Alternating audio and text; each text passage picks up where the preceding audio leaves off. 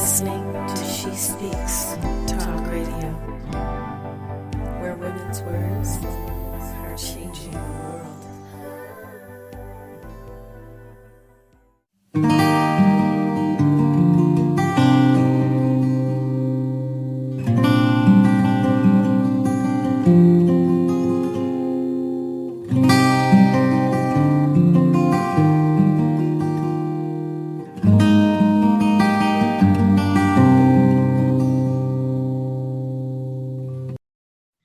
Hello, this is Wendy Dixon from Intuitive Life with Wendy Dixon, and today I'm talking to Caroline Copson, spiritualist medium.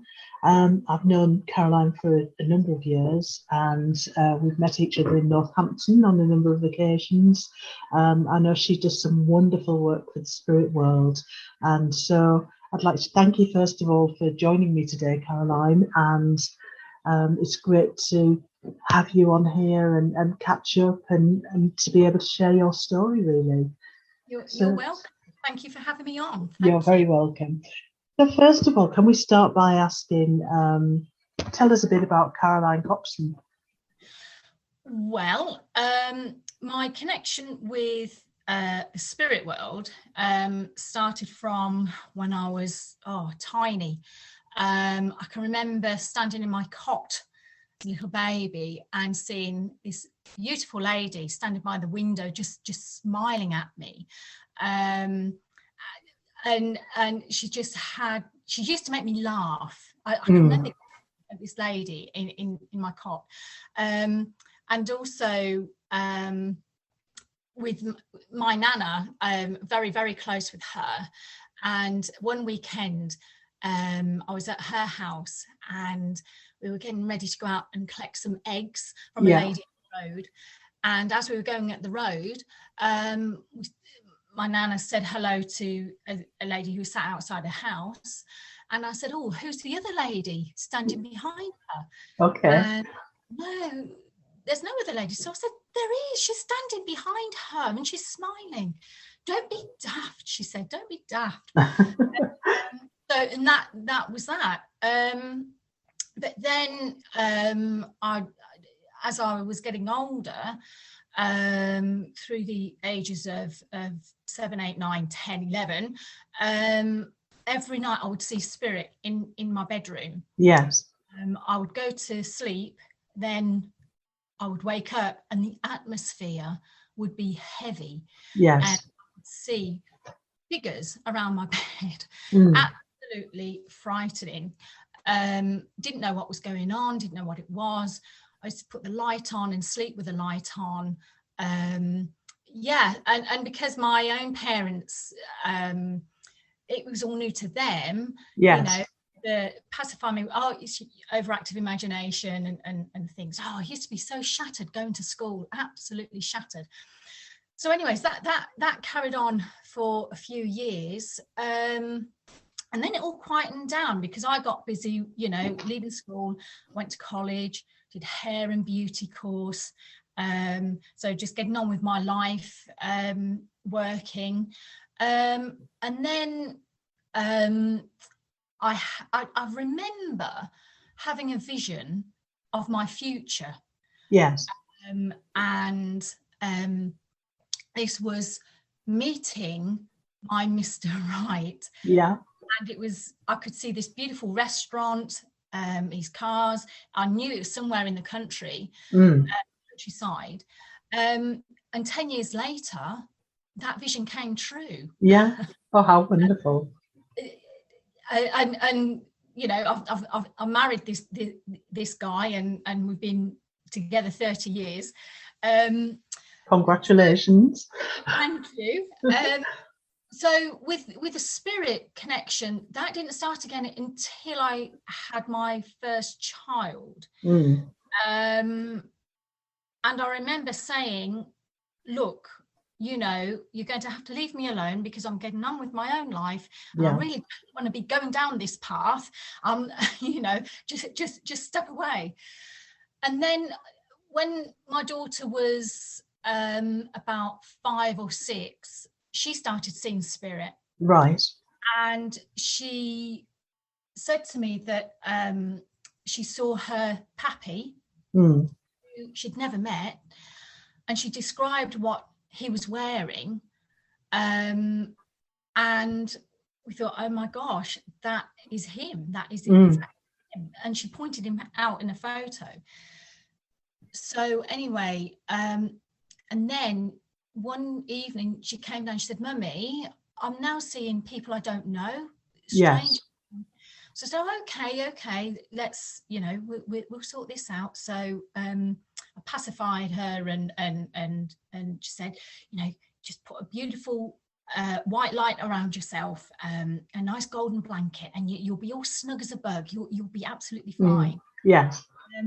So when I came out of a room, I thought, oh my gosh, what on earth is going on? I've got to get some guidance on this, because I can't be having this. And to a certain extent, I guess it was really good that you had the experience yourself of having seen spirits. Yeah. Yeah, because I didn't want her to go through what I went through. Yeah. So a good friend of mine, she knew of somebody who was running a development circle, and I thought, what is a development circle? What is this? So she explained it, what it is, and so she rang this lady, and so I said, oh, okay, okay, I'll come along with you, and so sorted out an appointment, and I'm thinking, oh, she's a medium. Oh God, what am I going to expect? She's going to be weird and stuff. So we turned up at this lady's door, and she answered the door. She got a lovely little dog under her arm. So I'm thinking, well, that can't be her. This has got to be, well, where's this other woman? And it was this lady. And I thought, but she looks so normal and she's lovely. And oh, wow. And from then on, that was the start of my spiritual journey. Right. But, I still fought it for about 2 years. Yes. And I was, why do I want to be doing this sort of work? I just want to work with a living. Yeah. And no, here I am to this day. So now I'm teaching. So I have a development group, and I'm also tutoring one-to-ones as well. That's fabulous. And I think often when we start on that spiritual pathway, we're led along to a certain point, and we have that choice, don't we, whether we continue it ourselves or not. And I think often I certainly had that. I didn't know whether I wanted to continue with it, whether it was the right thing for me. Like you, I probably thought that mediums were quite different, but actually they're just like normal, ordinary people like you and I, aren't they? Yeah, absolutely. Yeah. And my head doesn't start spinning round weirdly or anything like that. No, I don't go flinging my arms around, my eyes don't start rolling, anything like that. Because the thing is, for a lot of people, it's they're led by fear, because it's portrayed on the TV, on social media and things, and because if they don't understand it, it's fear-based. So this fear just grows and grows, and that's where it all stems from. Yes. Yeah. In fact, it's complete opposite. There is nothing to fear.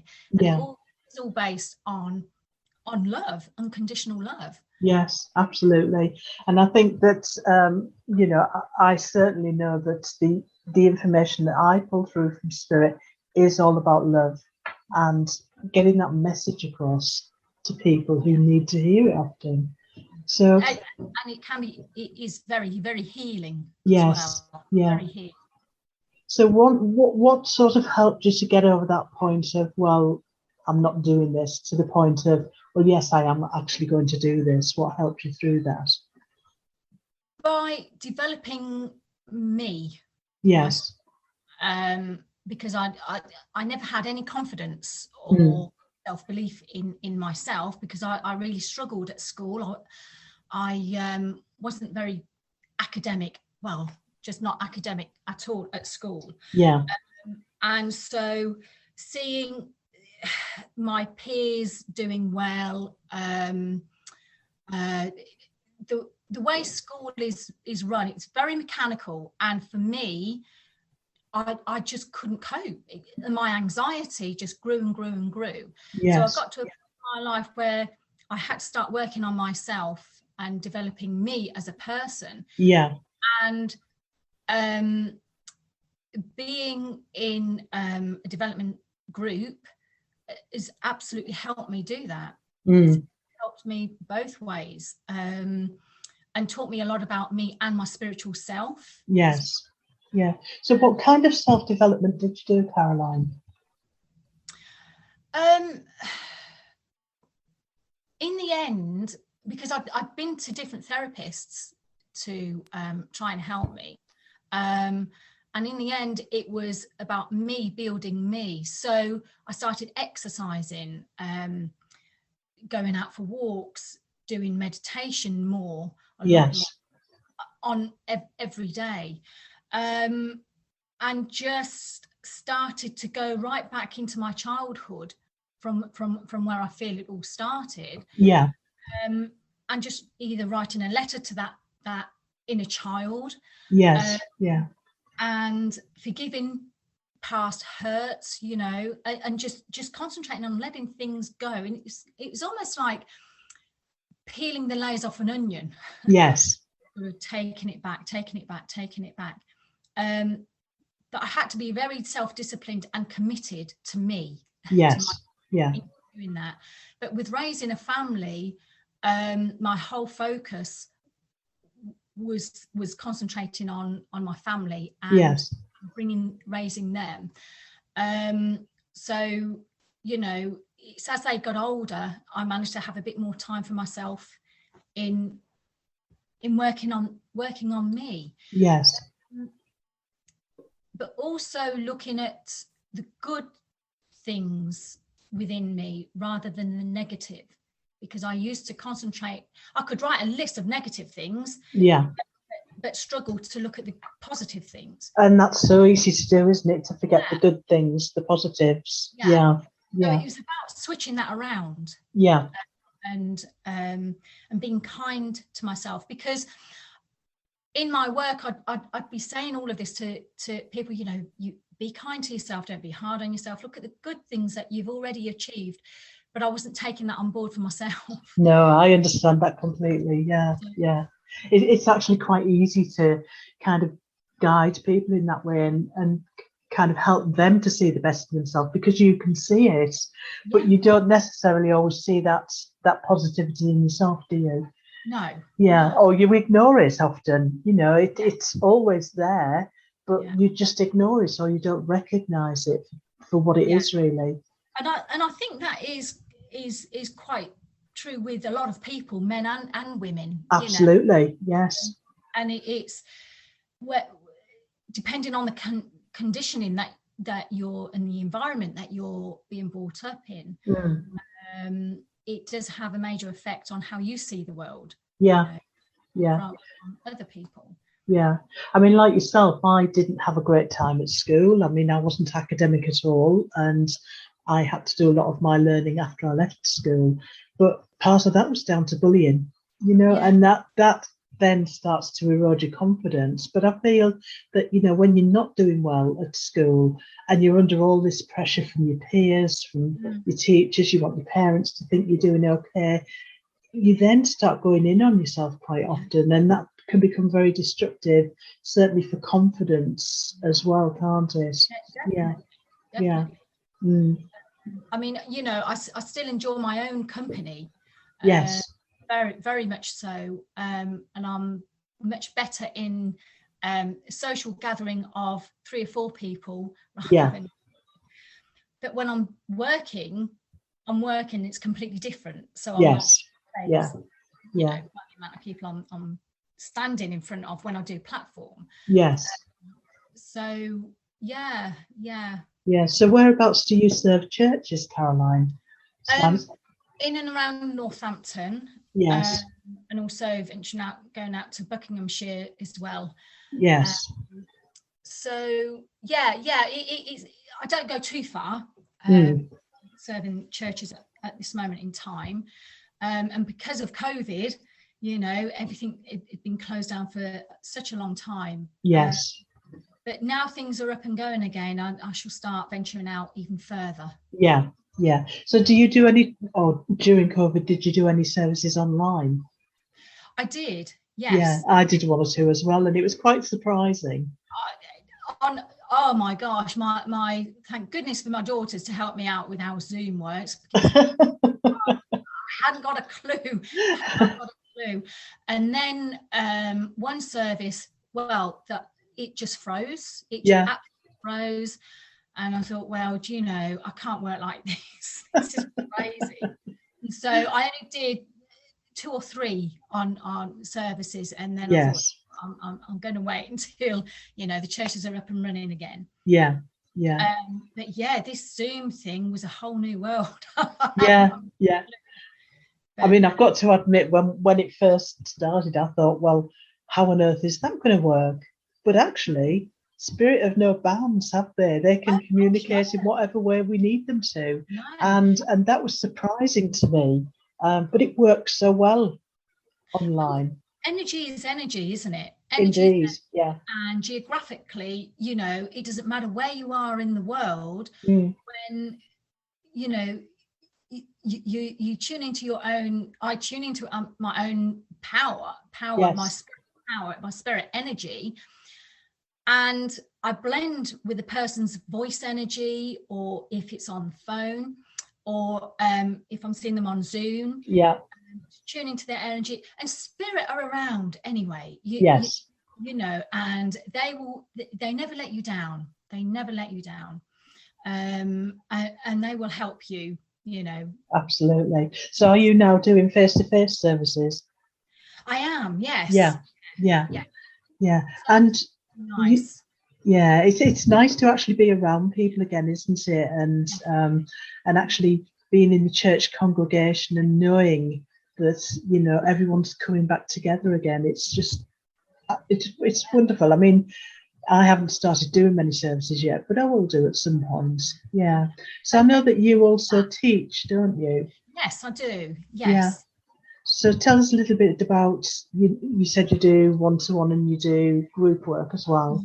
Yeah. I'm doing group work, which is online. And that's been amazing, absolutely amazing, with the energy connection. And even my students are absolutely flabbergasted to how they're developing online, because they thought, well, you know, surely we have to be face to face, and no, you don't. Yes. You will see meditations and the things that the detail that they're getting in the connection from spirit is brilliant, absolutely mind-blowing. Yeah. So I'm teaching online at the moment, but I am looking at doing my development group face to face next month. Yes. I am doing one-to-one tutoring as well, online. Yes. As well as face to face, and that's going really, really well. Excellent. Really well. Yeah. So, it's a whole new way of working, and it's becoming the new norm. It is, absolutely. Yeah. It's as we say though, it is still nice to see real people rather than across the airwaves. Yeah. But I remember, because I got so used to working online, that when I had my first face-to-face, it felt strange. It's like, oh gosh, you know, this is Yeah, I mean, to be honest, I do a mixture of both now, for both teaching and for readings, simply because it's so easy to connect with people from everywhere and, you know, across the world, really.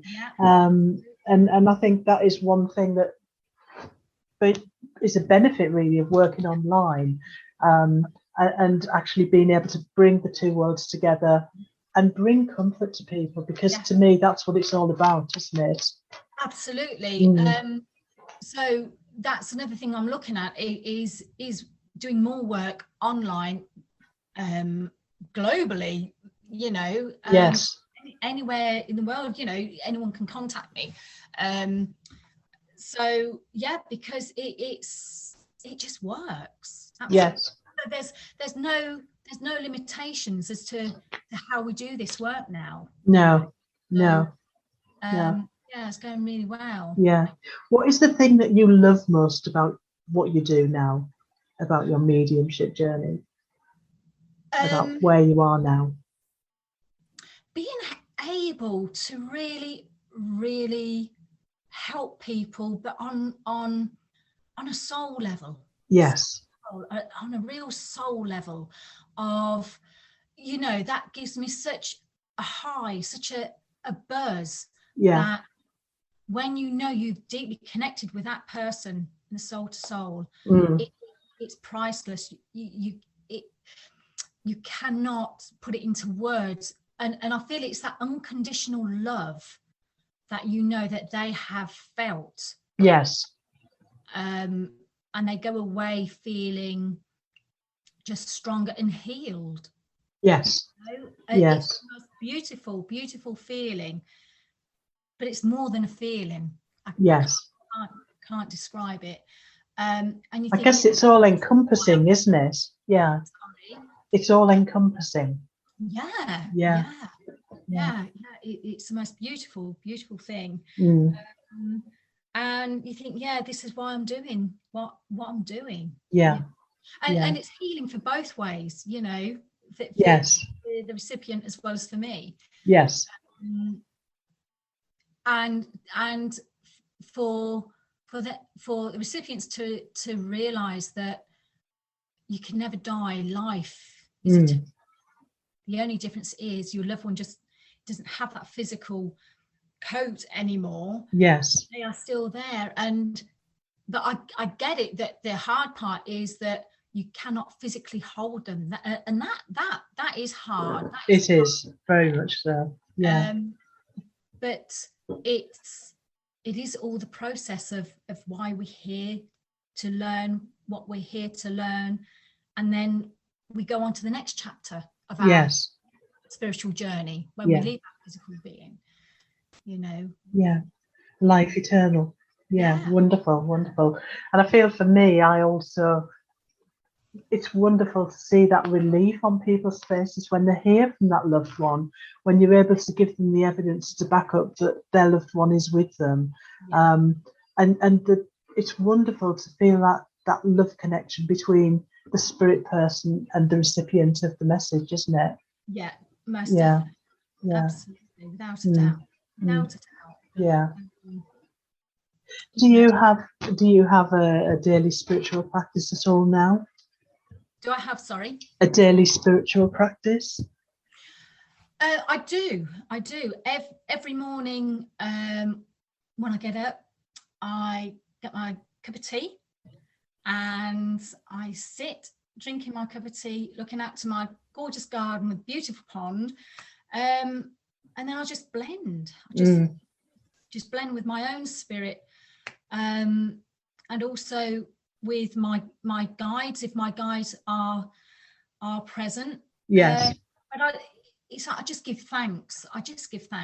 Yes. Every morning for being where I am. And being very, very blessed and honoured in the work that I do. And that's every morning, just giving gratitude. Yes. You know, gratitude. Yeah. And then I get on with the rest of my day. You know, you'd laugh because back in the early days, I'd have to think, right, I've got to light a candle, and I've got to have everything just so. I've got to say a prayer, and that went on for quite a long time, years. And then I thought, Caroline, what are you doing? You don't need to light a candle. Your intention is already there of love. Yeah. So you don't need to. That's your human mechanical brain. Yes. Or you have to do these rituals every morning. No, you don't. You can just sit and set the intention, and just be in the now of now. And I think that's so important to know, isn't it? Because we do overcomplicate things at times. We do kind of try to make sense of things by putting that structure in place. And as you say, it isn't necessary. It really isn't. It isn't. It's the human brain, that's the mechanical thinking. Yes. Kicks in and saying, oh, this has got to be done A, B, C, and D. But no, it doesn't. When you're coming from your heart. Yes. Yeah. You're already there. Yeah, absolutely. It's been wonderful to chat today, Caroline. And where can people reach you? Whether they want to talk to you about your tutoring or your one-to-one readings. Well, I have a website of www.Caroline Copson Spiritual Medium. Yes. So that's that. If people want to put that into Google, then that's where they'll find me. I also have a Facebook page, Caroline Copson Spiritualist Medium. So lovely. You can find me via Facebook as well. That's brilliant. That's wonderful. Thanks again for your time today, Caroline. For the invite, Wendy. It's been brilliant. You're very welcome. And I'd just like to say to our listeners, thank you for listening today with this wonderful interview with Caroline Copson, and hope to hear from you all soon. Hope to get you listening into our future shows also. Lots of love for now. Bye, and we'll chat to you soon.